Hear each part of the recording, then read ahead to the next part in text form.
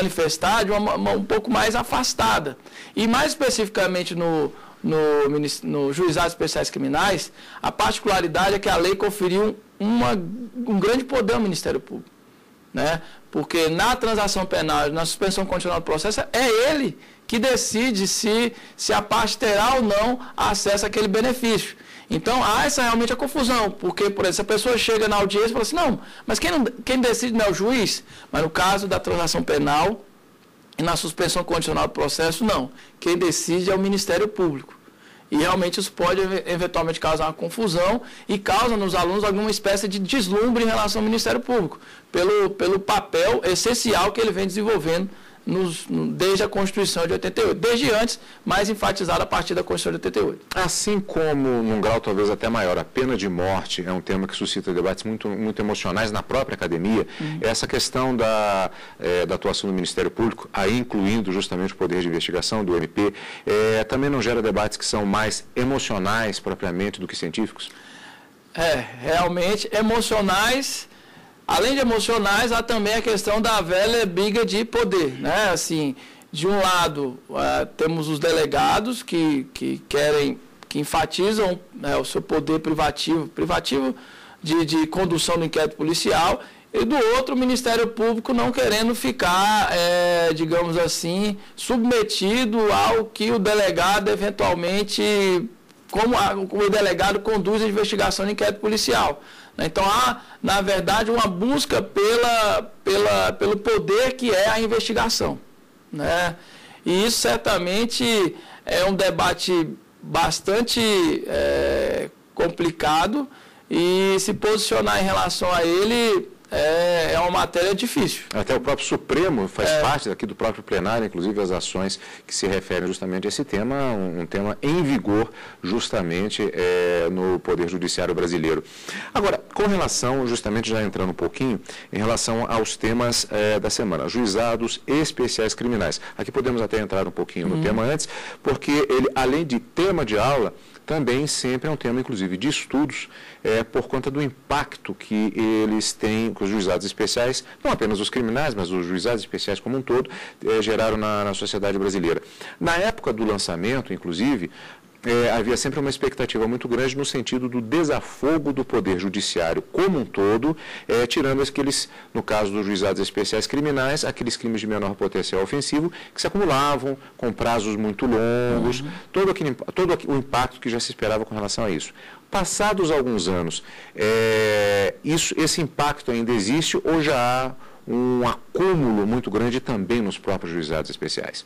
Certamente os juizados especiais nasceram com esse sentido, né, de desafogar realmente as varas criminais comuns. Mas, assim, como toda novidade que amplia o acesso ao Poder Judiciário, essa novidade acabou gerando realmente um acúmulo de serviço nos próprios juizados. E então o princípio da celeridade, que é um dos fundamentos dos juizados especiais, ele está deixando um pouco a desejar. Mas é o preço que se paga pela ampliação, preço módico, né, como diria o ministro Gilmar Mendes em alguns momentos, né? É o preço módico pela ampliação do acesso ao Poder Judiciário. Então, eu acho que não haverá mais a possibilidade de retrocesso. O que devemos fazer é realmente estruturar os juizados especiais para que eles sejam uma resposta, não a melhor resposta, porque o direito penal, segundo eu penso, não é a melhor resposta, mas uma resposta para aquele problema social, porque ele, por exemplo, viabiliza acordos que podem resolver aquele problema que foi levado aos juizados especiais. Quer dizer, a questão da estrutura, a questão dos juízes disponíveis, a própria formação dos conciliadores que fazem um trabalho dioturno direto ali justamente com as partes envolvidas, às vezes até conseguindo um acordo, evitando que o processo tenha continuidade. Quer dizer, isso é bastante importante também. Não, perfeito. Eu acho que o futuro é a conciliação. Inclusive, né, no próprio trabalho agora, assim, a AGU estabeleceu agora uma Câmara de Conciliação, agora não, já tem algum tempo, uma Câmara de Conciliação, porque agora o ministro Toffoli se deparou com a seguinte situação, órgãos federais brigando entre si. Ora, se o próprio Poder Executivo Federal não se entende, eu tenho que levar isso ao Poder Judiciário, um nível de complexidade da matéria tão alto, então, há essa Câmara de Conciliação, ou seja, lá dentro da Advocacia Geral da União, E nos juizados especiais, né, também é essa conciliação, ou seja, o futuro é a conciliação, sem dúvida alguma. Eu já vou criar um suspensezinho também para o próximo bloco, porque eu gostaria de fazer uma pergunta especificamente com relação à conciliação, que é sobre um ponto delicado naquele dia a dia ali dos juizados especiais, que é justamente esse momento da conciliação, porque existe a necessidade de habilidade do juiz na condução do conciliador, para que a busca da conciliação não se torne também, já estou manifestando uma frase, gostaria que o senhor falasse a respeito disso, no próximo bloco, já estou criando suspense, para que a busca pela conciliação pura e simples também não possa se tornar um elemento que possa fazer a conciliação, mas ao mesmo tempo uma conciliação que não seja justa. Vou deixar esse ponto em aberto para a resposta no terceiro e último bloco do nosso programa Saber Direito Debate, na nossa entrevista de hoje, no nosso debate de hoje, que vai ser respondida daqui a pouquinho, logo depois do intervalo, aqui na TV Justiça.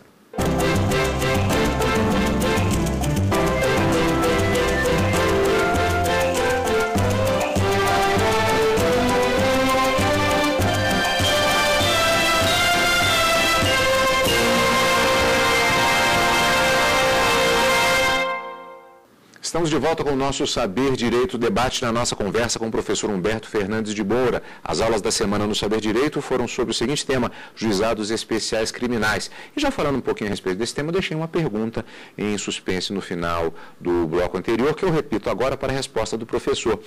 Com relação a um dos principais objetivos dos juizados especiais, especificamente aqui os criminais, é também a composição por meio da conciliação, que, é claro, é um objetivo nobre. Mas eu faço a seguinte a pergunta com relação ao estabelecimento da meta da conciliação. Não há necessidade de se estabelecer um certo cuidado para que, existe até aquela frase, é melhor um mau acordo do que uma boa demanda. Tudo bem, mas ao mesmo tempo, um mau acordo em determinados momentos, ele não pode ser sinônimo de injustiça? Eu vou aprofundar um pouquinho, me perdoem falar um pouquinho demais, mas só para esclarecer a pergunta. Eu fui conciliador durante algum tempo também no Tribunal de Justiça do Distrito Federal e Territórios. E me lembro de algumas pessoas, conversando com algumas pessoas, e em uma situação, pelo menos que eu participei diretamente, em que havia a seguinte questão. As pessoas se queixando que às vezes o acordo, elas não se sentiam muito satisfeitas com relação àquele acordo que havia sido efetuado. Achavam que aquilo era um pouco injusto. É normal até esse ponto, mas, na situação específica, havia uma pessoa que era acusada de agressão, numa situação de deboche mesmo, durante a própria audiência de conciliação, e a outra pessoa que se sentia intimidada.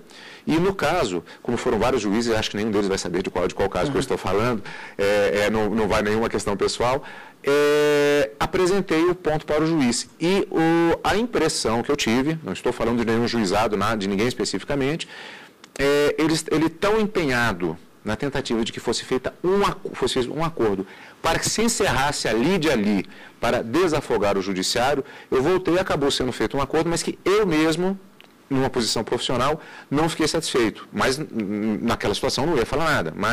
Ou seja, buscou-se a conciliação a título de estatística. Mas, na minha opinião, naquele momento não se buscou exatamente a justiça, pela própria atitude de uma das partes.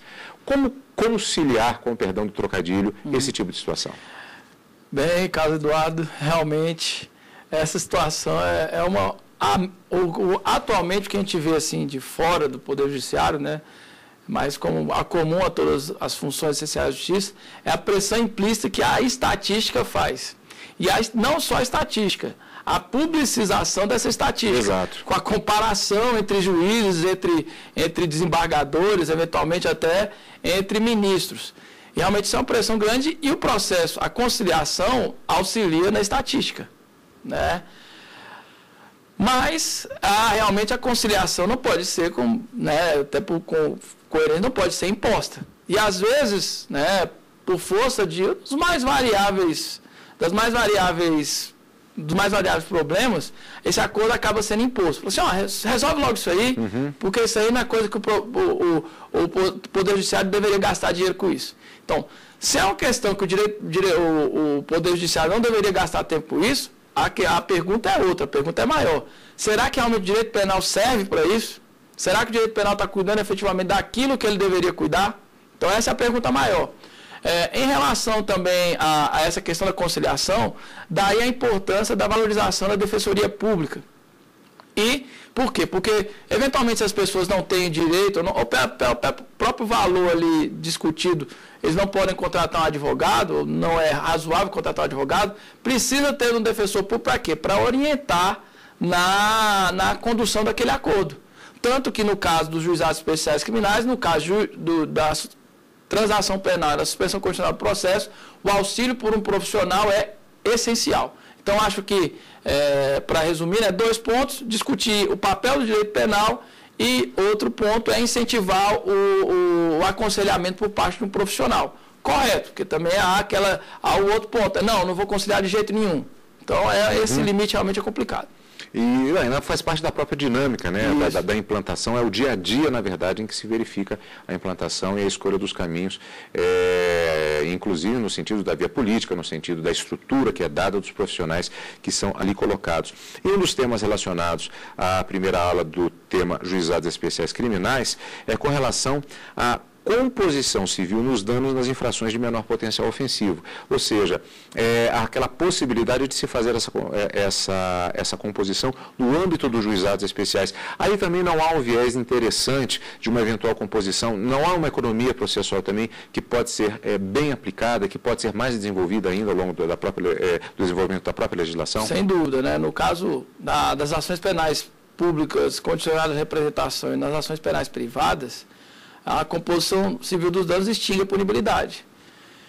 E essa questão da reparação civil, extinguir a punibilidade penal, é comum, está sendo comum hoje no direito, né, no direito penal, ou seja, em outras palavras, eu estou utilizando o direito penal como meio de cobrança. Até uma crítica que se faz, né, que havia um papel dissociado do direito penal. Por exemplo, no caso de crime de descaminho, nos casos de crime de falta de recolhimento de contribuição previdenciária, né? Recentemente o Supremo levou a julgamento um caso que condenou o atual deputado federal e logo depois, condenado, ele falou: tudo bem, recolho o valor da contribuição, e aí com isso extinguiu a punibilidade. Realmente a reparação do dano como resposta àquele problema social é um ponto importante. Mas, mais uma vez, eu volto. Será que é o direito penal que deve fazer esse papel de uma forma de coerção para que a pessoa se sinta intimidada e compõe o dano? Né? É uma saída. Foi a saída viável. Agora, realmente, ela tem esse questionamento aí filosófico. E essa situação ela pode gerar consequências, inclusive, se estabelecer um determinado instituto, que ele já pode nascer distorcido, eventualmente. É uma discussão interessante. Sem dúvida alguma. Sem dúvida alguma, essa discussão é essencial. Com relação também a outro tópico da aula número 2, que foi a transação penal especificamente.